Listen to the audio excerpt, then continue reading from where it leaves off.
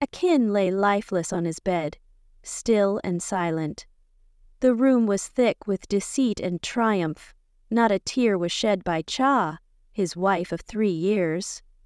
She stood by the mirror, her phone on speaker, smiling like she had just won the lottery. "Yes, Mama, the fool is finally dead," she whispered. Her mother's voice was raspy but filled with satisfaction. "Eh? So quick? I told you, Aid is a powerful babalao. The man knows his work." Cha chuckled.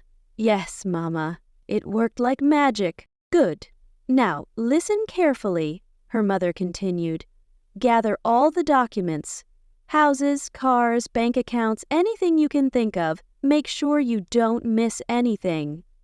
Cha smirked. "I know where he keeps them, Mama," she replied confidently. "Perfect. After that, start crying and call all the neighbors. I'm on my way," her mother instructed. "I will, Mama," Cha assured.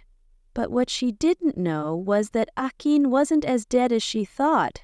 No, he was very much alive, lying perfectly still, pretending to be a corpse. Why? Because he needed to hear everything.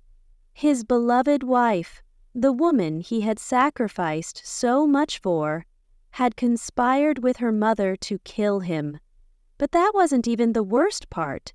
What Akin discovered next would shatter his heart into a million pieces. Akin was an early riser, a hard-working man who built his life from the ground up. He loved Cha deeply. This was the same woman he had sent to university, the same woman he sponsored for a master's degree in Paris. He gave her everything.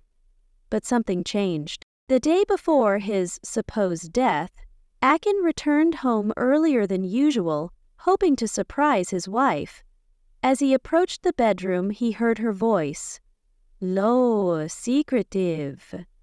"Mama, are you sure this thing will work?" Cha asked. Her mother's voice was firm.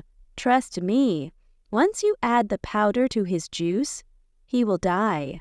Akin's blood ran cold. His wife, the love of his life, was planning to kill him. But Akin wasn't a fool. He took a deep breath, his heart pounding. "If Cha wants me dead, I'll give her exactly what she wants, but on my own terms," he whispered. The next morning, Akin pretended everything was fine. Cha greeted him with unusual warmth. Later that day, she handed him a glass of his favorite juice, poisoned. But Akin had a plan. He swapped the drink while she was away. Moments later, he faked his death, collapsing to the floor. Cha, believing she had succeeded, called her mother, then another man, her lover. "It's done, my love," she whispered. "Finally, we can be together." Akin's heart broke all over again. His wife and his best friend. Betrayal ran deeper than he had ever imagined. "Mama, he came home earlier than usual, crying. 'My stomach, my stomach.' He asked me to help him to the bed so he could rest, which I did. After a while, he stopped talking. I tried to revive him, but, Mama, my husband is gone." "It's okay, my dear. I'm coming right away. My son cannot die." After about 2 hours, Akin's mother and family members arrived. Cha's crying intensified.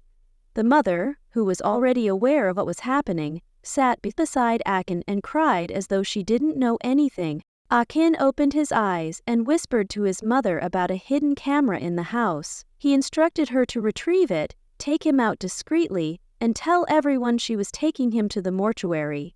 Then he closed his eyes again. Following Akin's instructions, his mother took him straight to a hotel instead. Once there, Akin revealed everything. How he had faked his death to gather more information. His family was shocked.